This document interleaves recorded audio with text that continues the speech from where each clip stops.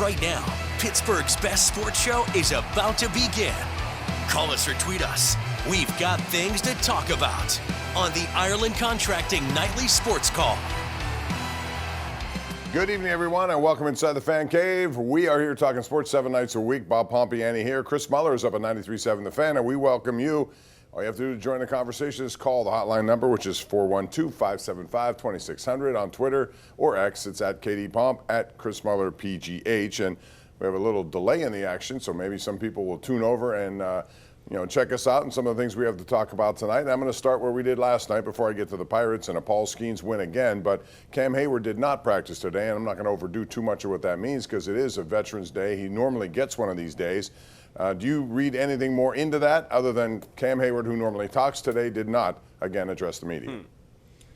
Well, that part makes the Veteran Day off a little more interesting. We continue to get no clarity from the man. He hasn't talked in almost a month, I think it is now, since I want to say August 11th. It's been radio silence from Cam Heyward. He was cryptic when he did talk on his podcast about whether he'd play in this game. Now, last year, Bob, before week one, that Thursday, he practiced. The year before that, I think it was an illness/Veteran Day off. The year before that, a Veteran Day off, so you can't read too much into it based on how these Thursdays before week one have gone the last several years.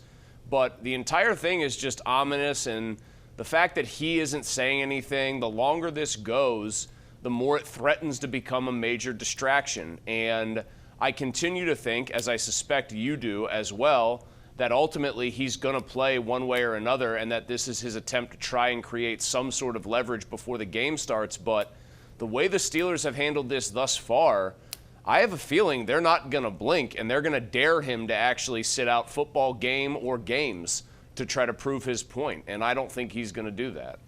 Our Penn West University KDKA.com Connect poll of the night. The question is Cam Heyward going to play on Sunday? Simple question so far.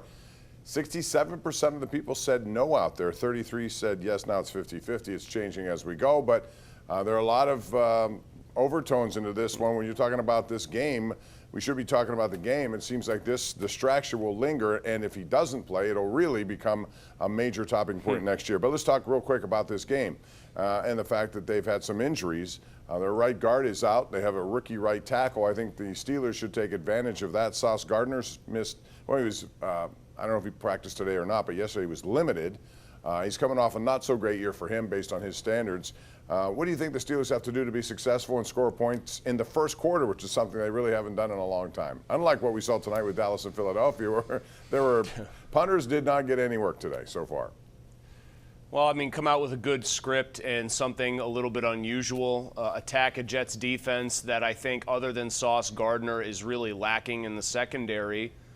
Get good line play early on. They have to set a tone. Dallas's line, I thought, they made it. It was made easy for them because Jalen Carter decided to do one of the dumbest things any of us have ever seen before they even played a down of defense. But with him out of the game and ejected, it became a lot easier for Dallas to hold up in pass protection. But the Steelers need some of that. And then you know what they need? Maybe Mike Tomlin to allow Aaron Rodgers, if they get a chance at a good play-action shot, to take a big one down the field, even if it's down the middle of the field. To get points in the first quarter, I think they have to have their head coach first and foremost set a tone that they're going to come out and be aggressive, because really too often last year and in the last several years, it seems like they come out in these games and have absolutely no juice on offense, like they're trying to feel their way through. Correct me if I'm wrong, but I feel like their opponents had more opening drive touchdowns when the Steelers had the ball than the Steelers did. They had a defensive touchdown that they surrendered, I think it was. So they've got to just take a more aggressive posture, and that's something that I think starts from the head coach and trickles down. And it's really, Bob, not to belabor the point, that is probably the one thing I'm hoping I see most offensively from the Steelers. You could talk about individual player performances. I want to see the head coach actually believe in his offense again, which he hasn't done since I feel like around 2018 or thereabouts. Well, if you're going to do it, Aaron Rodgers is the guy to do it because his arm still looks very good and he knows how to dissect defenses. He's shown it before. The question is, will he be protective by the offensive line. And if so, they should take advantage of that and let him have a say and not be afraid to throw the ball all over the field. We're up against the break, Chris. When we come back, we'll talk about Paul Skenes, who did it again tonight, and they swept the Dodgers. We'll get into what that means for Paul Skenes and where his ERA has dropped to. We'll get into that and more as we continue right here. It's the Ireland Contracting Nightly Sports Call. We are live on KDKA Plus and most nights 93.7 The Fan.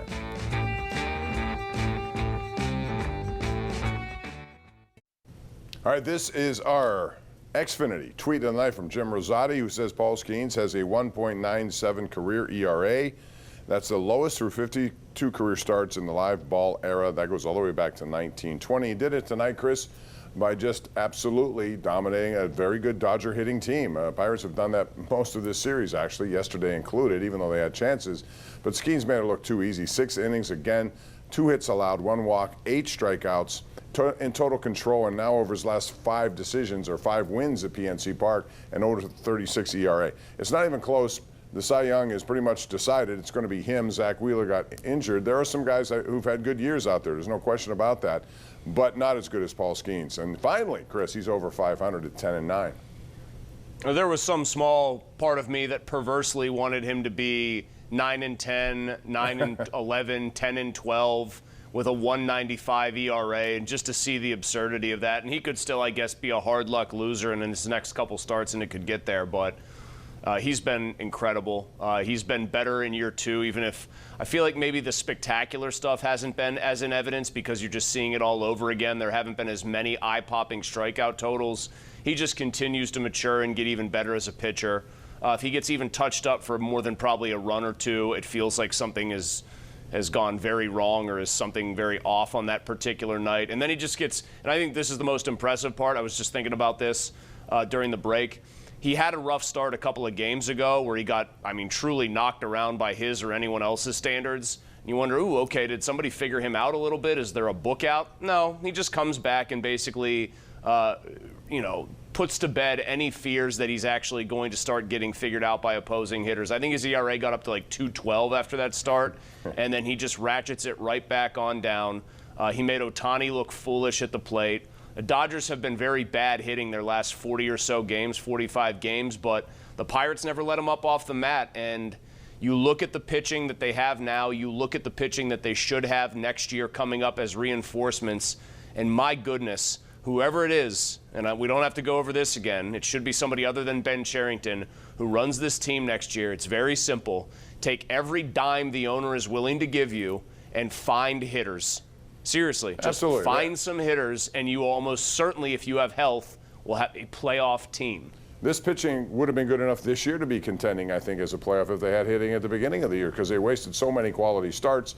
So and you should get excited. I know people out there, and listen, I'm as skeptical as anyone because I know what they've done. They missed a golden opportunity this past offseason to go out and get those bats. Now, if you think this is where, if you want to know truly where Bob Nutting is in his ownership and his belief, which I think we all know it's to make money. This is the one opportunity to change that narrative, at least for 2 years while Paul Skenes is here. We'll see how it goes. Let's go to David in Freedom. First up tonight. Hey, David, how are you? Yeah, good evening. Just sort of, we talk a lot about needing to get hitters this off season. Is there any reason no sports writer ever asked Ben Cherington or Bob Nutting what they plan to do about getting hitters this off season? They haven't said anything about that, and I don't think they will until the offseason. I don't even know if they'll do that then. I don't want to hear anything anyway. All I want to do is see. I want my eyes to show me that they're actually doing something, because last year, at the beginning of this season, Bob Nutting said, I've given them all the resources they need. No, he didn't. What resources did he have? Or if he had resources, what did he spend? A combination failed, whatever they did. You can't nickel and dime free agents. You got to go out and get some legitimate guys and spend legitimate money. I find these calls sometimes where people say, are any of you guys in the media going to ask them? People have. Sports writers actually have asked both of these people when the rare times that they talk. I know Mackey has been in the Post-Gazette having Bob Nutting address some things that he maybe said and that he was unhappy about and this or that. That's how we got the quote about, I think I've given them the resources they need. People do ask these questions. Like, do some of you out there just not read these things when they happen or not hear these things when they happen? Does it just make you happy to say, hey, when are you sports writers going to buck up and take up for the city here? Come on, we're doing it. We're trying. We talk about it every single night here. I would love it.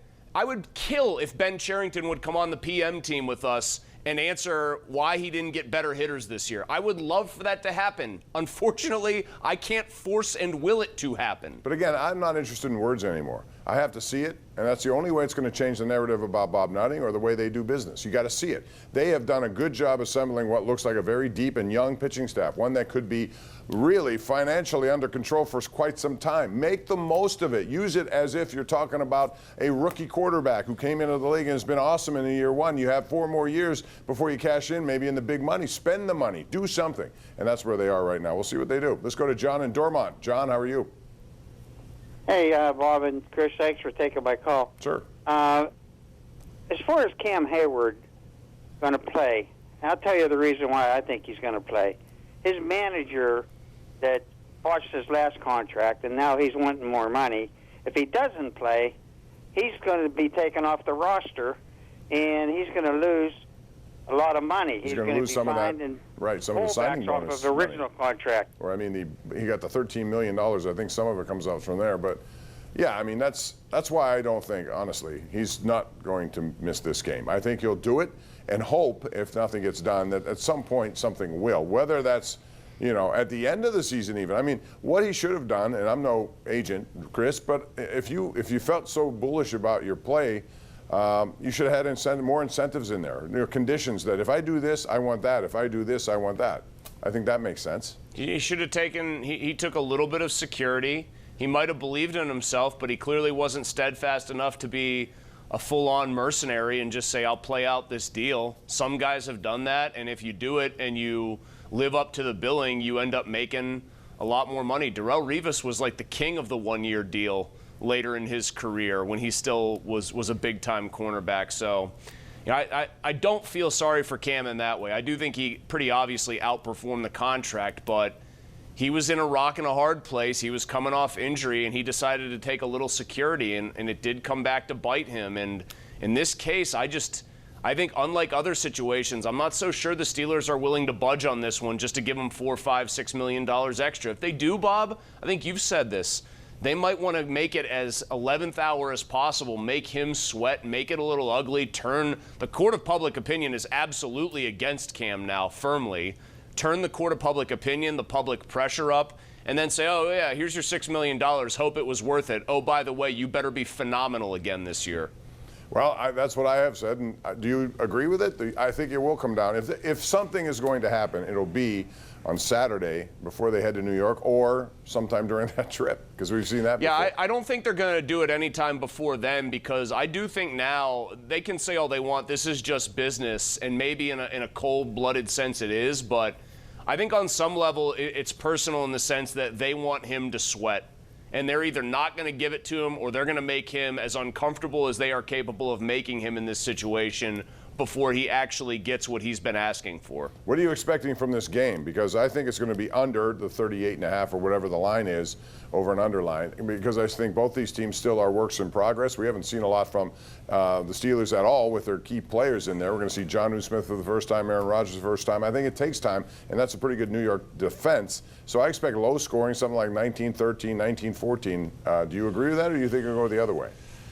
It feels like first to 16 or 17 points probably wins. Given what the total is, that actually isn't that outlandish of a statement. Yeah, I think it's going to be a classic Week 1 Mike Tomlin game where you have to go back to 2016, I believe it was, when they blasted Washington and scored, I want to say 38 points or 36 points in the process to get to a game in Week 1 where the Steelers came out firing, and that's a totally different team. That's still pretty close to prime Roethlisberger. These Week 1 games last year, no touchdowns, 6 field goals. The Bills game, the Bengals game, these weird special teams heavy games.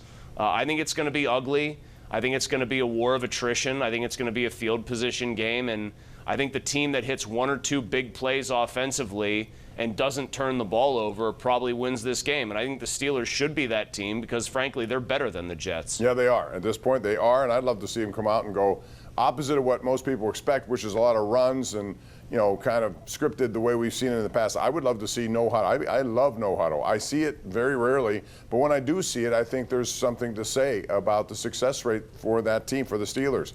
It would shock, I think, a lot of people, maybe even the Jets defensive coordinator. We'll see. But it comes up on Monday or Sunday. We'll be here at 1 o'clock kickoff. We begin 11:30 a.m. and then 2 hours of postgame afterwards right here on this very station, KDKA+. Chris, we're due for a break. We'll take it, come back with more right here as we continue with the Ireland Contracting Nightly Sports Call, KDKA+.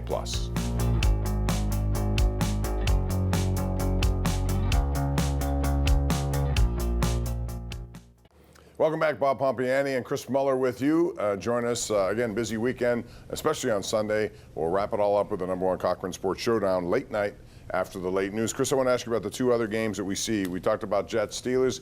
Two thoughts about these two games. Bengals, Browns, the Battle of Ohio, and Ravens, Bills on what should be a big stage for those two teams. But as far as the Bengals, they've changed up their philosophy of how they handle the preseason. Will it work? Will they get off to a big start? Of course, it helps playing the Browns on week 1, I suppose. I think they're going to get off to a pretty good start, although the Browns have historically played them tough. They do have one of the better corners in the league in Denzel Ward, who can, I don't think, neutralize Jamar Chase, but he's a guy you can put out there on an island against Chase and he can hold his own. But the Bengals have more weapons than that. I like that offense a lot. I do think they adjusted to how poorly they've started some of these seasons in recent years by getting Burrow out there. I think he's going to look sharp.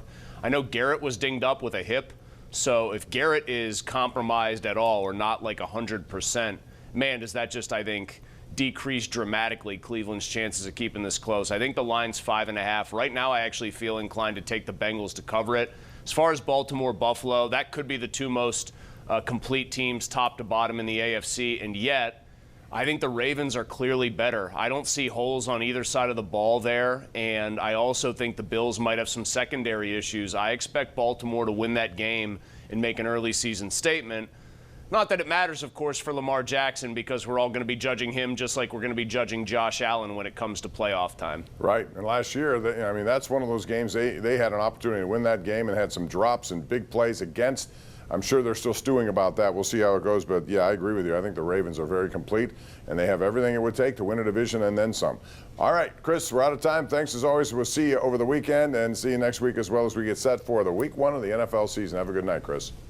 That'll do it. Bob, let's get the Walker Cup to some other let's get the nice venues for the PGA Tour. Nathan Smith, our man. He's captaining that team. Wish him well against Great Britain and Ireland. So that's coming up this weekend as well. Good night, everyone. We'll see you again tomorrow night.